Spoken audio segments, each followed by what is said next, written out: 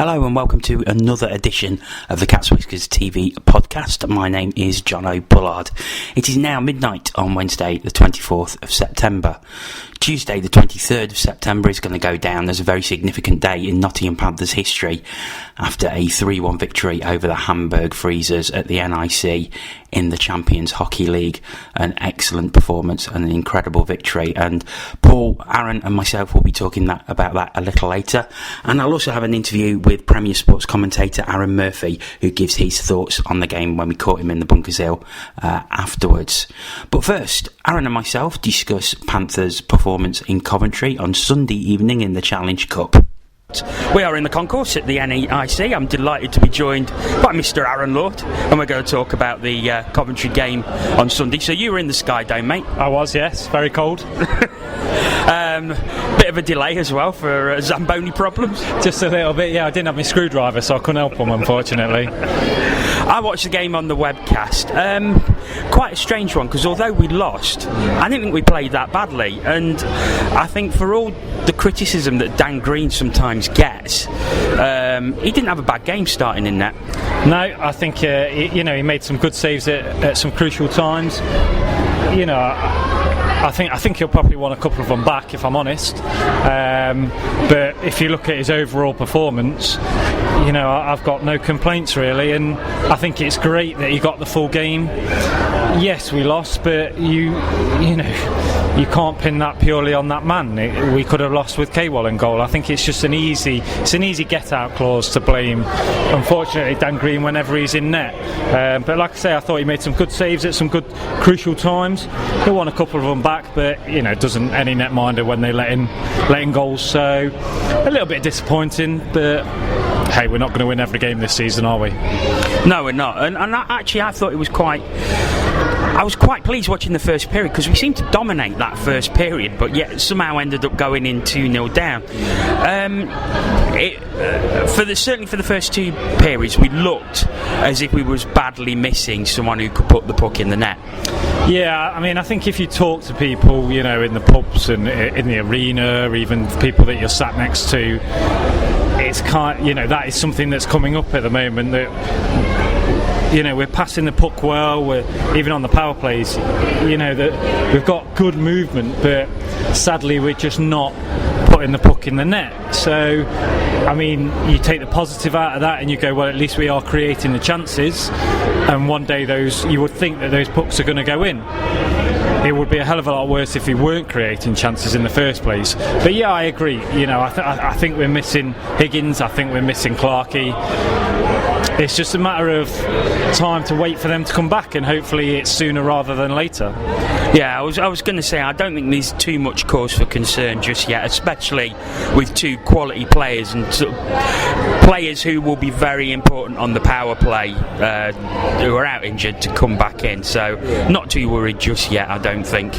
No, I mean, and I've said this to you and to Paul and to other people, we're very quick to go about the imports that we're missing, whereas really, we're missing probably one of the top end Brits for the last God knows how many years in Clark.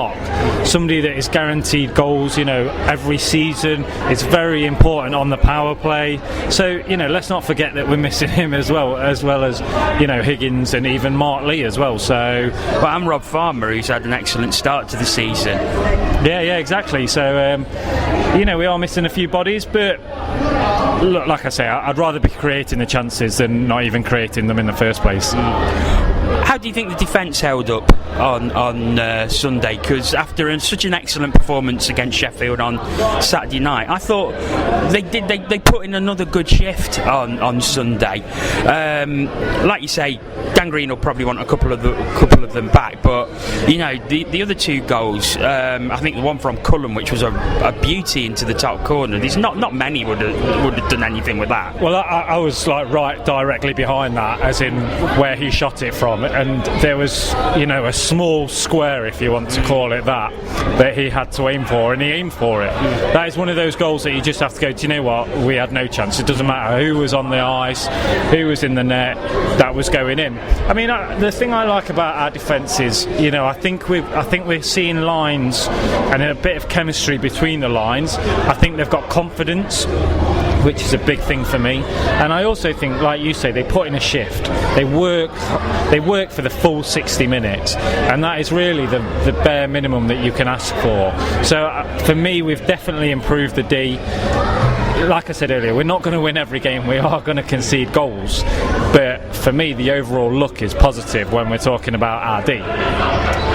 Another thing, and something you mentioned on the podcast that we did on Saturday night, is how much fitter we were looking in the third period, and that really showed on Sunday night.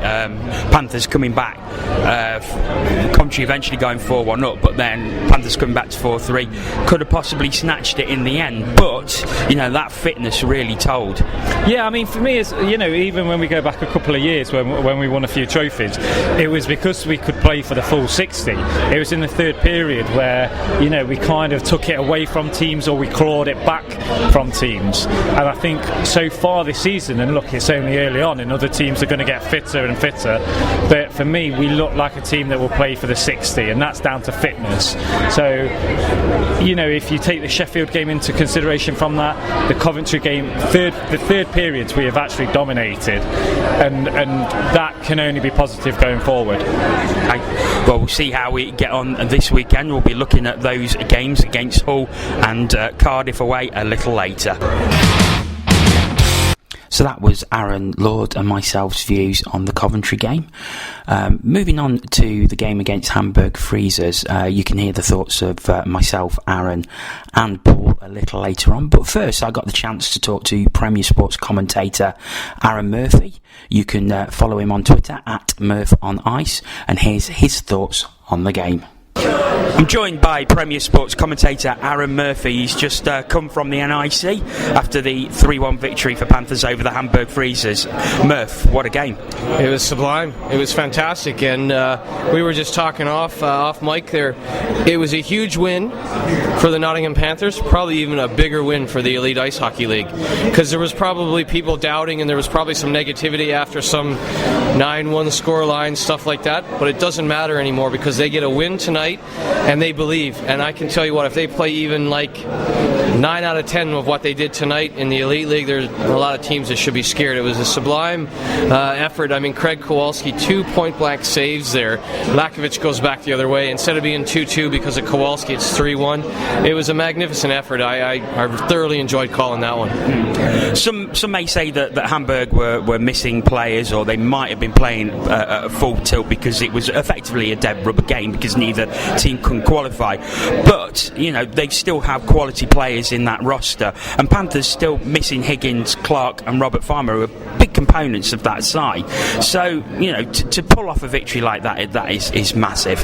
Yeah, they were missing Christoph Schubert, a long-time Ottawa Senator. They were missing Festerling, who played in the NHL. They were missing Philippe Dupuis, who played in the NHL. But you guys were missing Farmer, Clark, Higgins, Mark Lee. You guys were missing some of your key components, so that saws off, and they can't use that as an excuse. And I dare you to find any professional hockey team that says this is a dead rubber, I don't want to win. If you don't want to win a game, even if it's a dead rubber, then you probably should check into another business. You should go be a garbage man or something. But you're a professional hockey player, you want to win, and I tell you what, the Nottingham Panthers proved tonight that they had a little bit more heart, a little bit more desire, and probably I would say dead rubber wasn't in the Panthers' vocabulary. They wanted to win, and you're going to forget about 9-1 score lines or whatever Luleia did or whatever Luco did. If you can go out of here with 2 wins, half the job is done. I think they can go to Hamburg and maybe push the envelope a bit. Time to speculate a little bit now, but how big is that victory going to be for Elite League participation in future Champions Hockey League tournaments? Well, I spoke with Gary Moran, the general manager, earlier, and he was like, we should continue as a league to be represented in the Champions Hockey League. And he said, it starts tonight. If we get a win, we want to prove that we shouldn't have been ranked 44th out of 44 teams, right? We want to put our league on the map. We want to fly the flag for Great Britain. So he was adamant that despite the cost, despite how busy he's been, despite how difficult it has been to organize everything, that the Elite League should continue to participate. I totally agree they should, and after a historic win like that, why shouldn't they? I mean, that's a huge win. People are going to have to remember that Hamburg finished first last year. There's a team with a guy like Pettinger, 422 NHL games. They went out tonight and took them apart, shift by shift, period by period. A huge win for the Panthers. There's no reason why the Elite Ice Hockey League shouldn't continue, and there's no reason why the Panthers can't get another victory in this tournament, even though they know they can't advance. 2 wins on the trot would be pretty nice, wouldn't it? Of course, the match was covered by Premier Sports tonight, and Premier, of course, now with a huge amount of hockey throughout the season, you're going to be a busy man. Well, I'd rather be busy than not, right? And I think there's over 600 games on the network this year between NHL, Champions League, obviously right through to the final, Elite Ice Hockey League all the way to the Grand Final, and of course, we've got the semifinals for the first time ever. Both semifinals on the Saturday will be covered, which I think is huge. And then the Swedish Hockey League comes online. We'll know more about that and delivery and all that, but I mean, it's a special time. I've been in Europe for 10 years, and between Dublin and London, there's never been more hockey on TV, and the work that you guys do and A View from the Bridge and the podcast and people doing live tweet updates from games, there's never been more content available to UK hockey fans, and that's something we should all be positive about.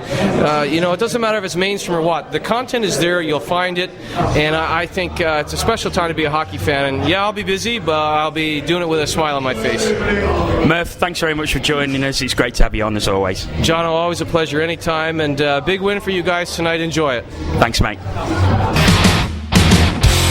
We're in the Bunkers Hill Inn after an historic night for the Nottingham Panthers. 3-1 victory against the Hamburg Freezers of the DEL in the Champions Hockey League. Aaron is here once again. Hello. And Paul has joined us as well. Hello. So, guys, what a game and what an incredible night for the Panthers. Absolutely amazing, Jono. I'm shaking. I'm proud. People questioned why we entered this competition, why we paid money to enter this competition. It's simple for me. It's nights like that. Whatever happens, from here on in our just history, nobody can ever take this night away from us. Nobody ever thought that we would win a game, score a goal even. You said we'd win a game. I was coming on to that. I did predict that we would win a game. And I am immensely proud of everybody connected to the Nottingham Panthers. That starts from Neil Black, down to Gary Moran, down to the team, down to Corey Nielsen. I'll end my short bit here on one thing. Obviously we were in the arena, so we don't know what it looked like on TV. But for me, nobody can question the fact that we deserved to win that game. We battled for 60 minutes, every shift. Just immense, credit to the team, to Corey, to everybody. It's a proud day to be a Panther. Paul, we've been watching this team for a long time, and we've had some special nights and we've had some not so good nights, but as far as our history goes, that was a massive win. Yeah, it weren't bad, was it? Not at all. No, but we just beat a DEL team, I know, and that's the thing. That's what I can't. That's what I'm struggling to get my head around. That league is head and shoulders above the budget compared to ours. I think their budget is 7-8 times ours, and we've just deservedly beat them in a game 3-1. Yeah. Just incredible. I mean, all right, you could say, were they playing full out? I'm not entirely sure. But Waluka, we don't know really. But this is an incredible night. We won 3-1 and we were worthy winners. And nobody can take away. But you just got to promise me one thing. When you do the editing, can you put Land of Open Glory under Aaron's opening speech there? I'll see what I can. No promises. No promises. I'm like Macho Man Randy Savage. But just you're really not. On that, you can talk about budgets. You can talk about the fact whether they were playing at 100% or whatever. First of all, why wouldn't they play at 100%? Because do you really want to be, number 4, the bottom team in the group? I don't think you would do, really, because it's not great. But it just shows you that you can't buy passion. You cannot buy commitment. You cannot buy the willing to go out there and battle for every puck, every shift. Let's be honest. We had Ollie Bettridge out there. We also had a couple of lads. Lewis Hook was out there. Jordan, Cowney. That they've just been involved in the best night in Panthers history. Again, that is something to be immensely proud of, that these young lads have got to experience that, and they got some, they got a good shifts as well, and they didn't let the team down as well either. So, I mean, I'm sorry to go on, but it's just so it's immensely proud, and I am. If anybody thinks that we didn't deserve that victory, I'd love to know why, because I can't see it, and that's not with Panthers blinkers on. Yeah. I'll tell you one thing is missed off that list of things that you can't buy: skill. Well, but that goal of Lakovic's. To take it going backwards and did he sort of spin her arm and put it through his feet? That's for Mr. and Mrs. Mosey, even though we're not talking about Evan Mosey, but I'm sure they'll be listening. He had a good game though. To put that sort of skill to put you through your feet as you're spinning and then put it through the keeper. He just capped. It was the perfect way of capping a great night. Yeah. Sorry, just very quickly on that. Talk about just very quickly the Champions Hockey League as general. Stevie Lee first game 2 goals. Rob Lakovic, that goal tonight. That's 2 Brits that have lit up the Champions Hockey League on that night, and that is fantastic for Elite League hockey. It's a great effort. Yeah. It's fantastic. Yeah, and that's the thing. I think not only is it a boost for the club, which of course it is, but that's got to be a boost for Elite League hockey. And there was a lot of doomsayers out there who said we shouldn't be in it. We're embarrassing the league after some of our results. I don't think we've embarrassed the league tonight. I think we've made people sit up and take notice that there is hockey in Great Britain. I couldn't give a monkeys what they say, but then again I couldn't have given a monkeys when we got beat 10-1 by Lulu. Yeah, she called the other week. But we never stopped in all of the games we've played. We never stopped trying, and this was never going to be about us winning it. This is, it was always about what we could get from it and take from it, what we could learn from it. And tonight, it's just gravy. It's just gravy on top of all that. It's wonderful. It's brilliant. Even I'm happy. I mean, there was a lot said about, even with a team of ringers, you're not winning. Well, we didn't have a team of ringers tonight. Yeah, we had Nathan Robinson, but he's been part of our normal Elite League team. We're missing Robert Farmer. We're missing David Clark. We're missing Chris Higgins. Important players in there. We're not really missing Mark. Well, we're not missing Mark Lee because he's never actually played for us, to be fair. No, I saw him in Coventry. I did see him in Coventry. But the point stands. That was our Elite League team out there tonight, and we won. I'm kind of with Paul on this, in a sense of who actually cares. Really, you're 100% right in the fact of the people that we're missing, and the team we had out there is a team that went out there on Saturday and beat Sheffield, and the team that went out there and lost against Coventry. There's no difference there, apart from we had three young lads added to the roster. There's no difference. People will go, well, maybe you had Dan Green in on Sunday, or K-Wall tonight. Don't matter. That's our Elite League roster, like you said, Jono. And away, other There's two groups at the end of the day in the Elite League. There's the groups that want Panthers to do well they not necessarily want us to do well, but they appreciate that we're putting Elite League hockey on the map. And then there's the other fans that would just want us to lose 15-0 every night, don't care about it, it's purely Panthers based. And really they're the blinkered fans. They don't see the end goal for the Elite League and the fact of that it actually might help their club next season, the season after, 5 seasons down the line. Panthers have done some good for this Elite League, and other clubs, which I'm sure they are, but other fans should also appreciate that as well. I'd ask those doomsayers one question. If they were in the position where their team was going to be in our position, playing in the CHL, would they buy a ticket? And you know what? I guarantee they would. And I'm pretty sure that they would as well. Talking. That's the last thing. Well, no, there is something else I want to say. I mean, the thing is now, this is an absolutely incredible result, a huge result. We went into this competition as the 44th seeds. We've certainly not shown that now. We are now above some of the other teams who have entered this competition with a game to go. We've done ourselves immensely proud, I think. Even though we've taken some hammerings, like Paul said, we've given everything for 60 minutes of every game. How do we now take this on into the rest of the season? How do we build on this for the rest of the domestic season? Simple. Do you want to be in the CHL or have a chance of being in the CHL next season?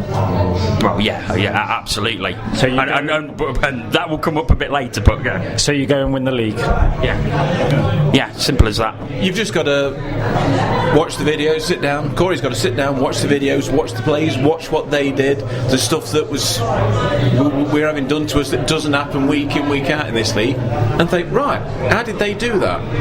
How can I adapt it for the team of players I've got, and use it, and use the experience? And like Aaron says, make sure you're back there next season. Okay, thanks for the moment, guys.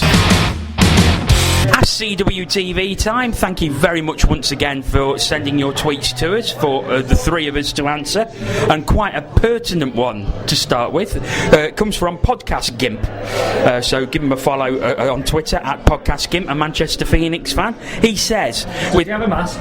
He does have a mask. Look at his picture. You can't see this, we're not doing the TV, but I'm showing Aaron his picture. Oh, face for radio. With Panthers having an experience in the Champions Hockey League and seeing how tough it is, would you do it all again? Wow. after what we've just witnessed. It's been a complete and utter waste of time. Yeah. I'd do it now. Let's do it now. Let's do it again. Why is it going to be once a season? Let's just keep doing it. Let's wear the players down to the ground. No, seriously. Look at what we've got from it. That's the thing to take from it. The thing I keep banging on about. It's just been great. And I've got to keep talking because Aaron's still eating his scampi fries. Have you finished? No. Yep. Aaron. Yes, I would, totally. And even if you'd asked me before tonight's result, I would have. Because at the end of the day, for me, we are a club that has ambition, and to have ambition means that you want, we're not just in this for, because realistically, what's the point in just being in it for one season? You're dipping your toe in the water, you might as well go and swim.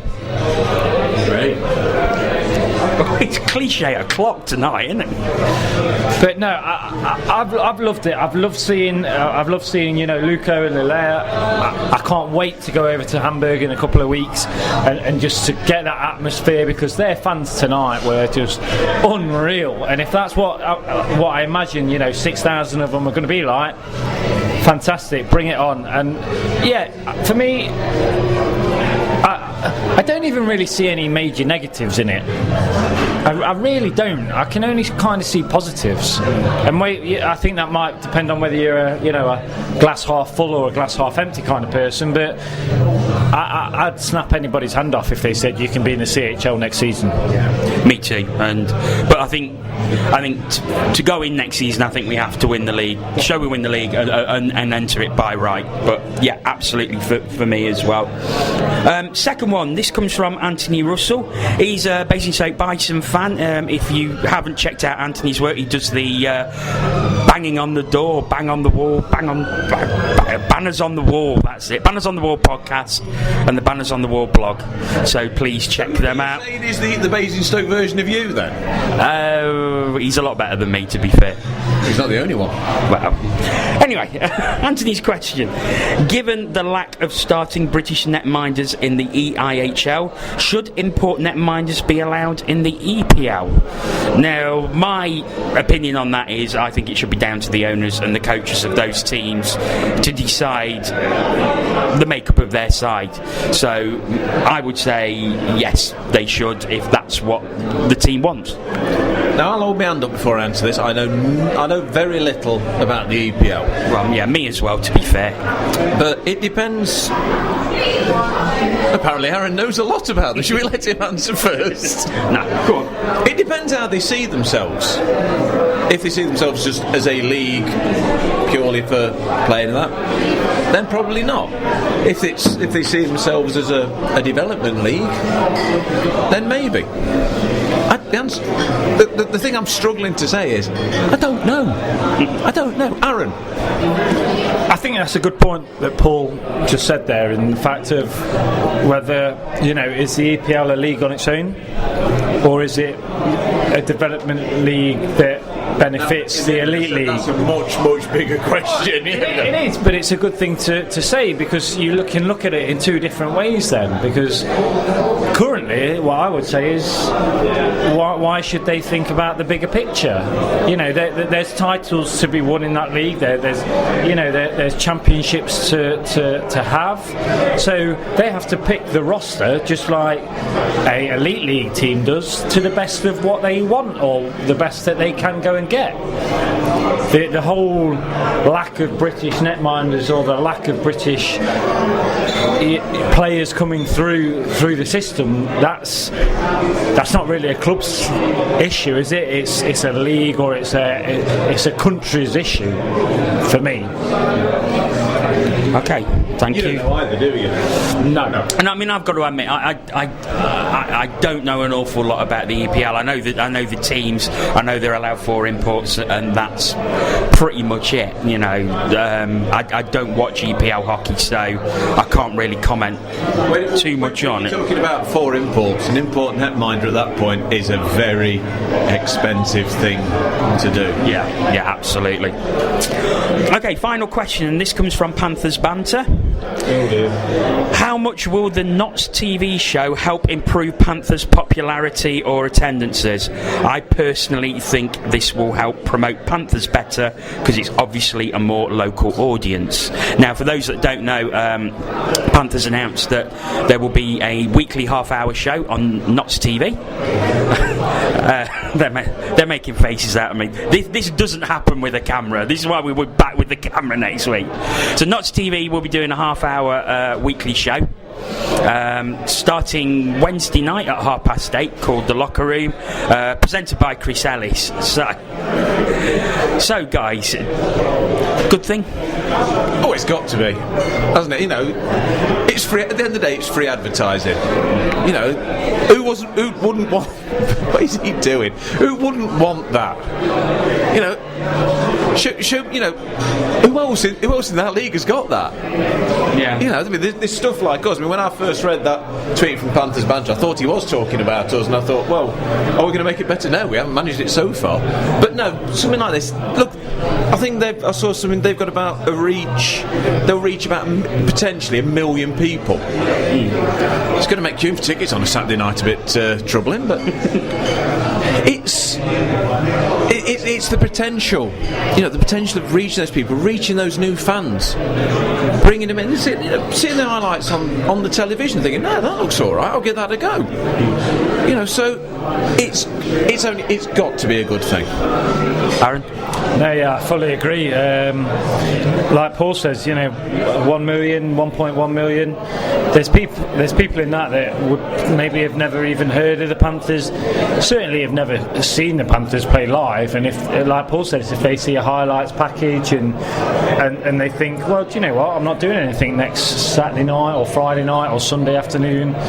Let's give it a go. That's fantastic for the Panthers. And I think it's great that Notts TV have looked and seen that the Panthers are a big thing in Nottingham sporting, history and present as well. And I think it's great that the Panthers have seen Notts TV for what it actually is. It's a local challenge. It's a local channel that is for local people. And again, it's back to what I just said. The Panthers are a big part of our local history, and I think it's great that they've merged together. I kind of can't wait to see what they've got up their sleeve and what the programme's going to look like. So yeah, I'm excited. There's a local channel for local people. There's nothing for you here, Sheffield. You make it sound like the League of Gentlemen. Sheffield's TV has just launched today. Launched today, hasn't it? Yeah. That's really dull, isn't it? Yeah. No, the thing I was going to say is that Panthers have got their own show. County, Forest and Mansfield have to share one. Yeah, that's a good point, actually. Well, it's the first time in 2 and a bit seasons. Yeah, I think it can only be a good thing as to promote the Panthers, and also somewhere where existing fans can go and watch half an hour of footage, highlights, chat about guests about the Panthers. So yeah. And you know what the best thing about it is? What's that? My missus will be able to see Paul Adey on a regular basis. she will be happy. But like Paul just says, it'd be quite good if even in the longer term, even the Lions can maybe get a slot every now and again to promote them as well, because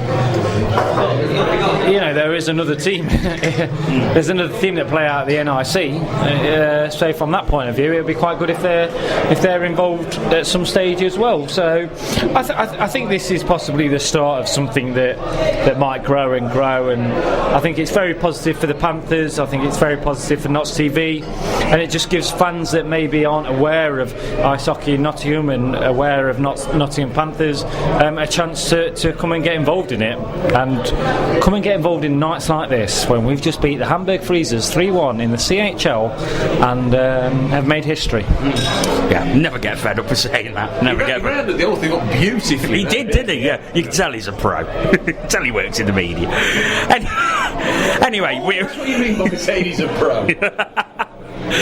Anyway, we will finish off today's show, or to this podcast, by looking ahead to the weekend. Panthers with 2 games. Home to Hull in the Challenge Cup and Elite League on Saturday, and then away at Cardiff at the Big Blue Tent on Sunday in a Challenge Cup game. So start with the Hull game first. They've been getting some good results, although probably not winning all their matches. They have been picking up points. Narrowly lost to Belfast 3-2 on Saturday. So it's going to be quite a tough game, I think, on Saturday. Yeah, it will be. I mean, look, in the season preview, I predicted quite a tough start for Hull, and they've kind of proved me wrong in a certain extent, because they've obviously, they've got a team ethic in there, they're working for each other, and they're causing a few results that you may think, or performances especially, that you might not have thought was in them. But I think the thing for us is the CHL is done and dusted for the time being. We've played 1 game in the Elite League, and I know this is an Elite League Challenge Cup double. We need to get some points on the board in the Elite League, and I think that's where you'll see whether we have the right attitude mentally, whether we approach the game in the right way, and I think I have no doubt that we will, and I actually do think the CHL and tonight's result will be a great springboard for us to actually go on and progress and do well in our domestic season. So for me, yeah, I'm sure it's not going to be a walkover. It's not going to be, you know, a real even a big score. I think it'll be tight, but I fully expect us to come out with the 2 points. And then Cardiff on Sunday, Paul, so will probably be a completely different game to the one that we saw down here a couple of weeks ago on the bigger ice. Cardiff with a big team, big players, but on their smaller ice, you know, it's going to be very, very difficult there. Well, it looks like they built a team for their ring, doesn't it? Yeah, Aaron didn't like that one. But it is, like Aaron was saying, it is about momentum. And we've got to take what what we can from tonight, rest up for a couple of days, think about all the things we'll do, and then move on to Cardiff. And Corey will have a game plan. I mean, a lot of people are saying, yeah, it will be different on their ice, and saying, oh, they'll intimidate us. I didn't see that the other Saturday. We've got the speed, they haven't. The smaller ice negates that to an extent, but we've still got that. We play smart, we can come away with something. Well, I think we will leave it there for now. I don't think we will. I think he wants to say something. Oh, Aaron? I was just going to say, I think that's a great point in the fact of tonight's game. We didn't look scared. There were some big blokes out there, DL League, etc. We were never frightened to give it a go. We were never frightened to stand our ground. We've talked about how Cardiff are going to be a big team, especially built for their ring. I agree with Paul. I don't think we're going to go there and kind of lie down. I think will be a match for anybody as in the physical side of it, definitely. Okay. I think, like Aaron said, there were some big players out there tonight, and they got a bloke called Flake, wore 90. I think he should have been wearing 99. You nicked that off Braesby. Anyway, I think on that note, we shall leave it there for this week. Thanks very much for listening to the 2 podcasts we've done this week. I know it's not normal. We will be back to the normal TV show next week. But thanks for joining us. Don't forget to tune into the Notts TV programme, 8:30 on Wednesday. Check that out. I know Chris has put in a lot of work into that. But until next week, thanks for listening. See you then.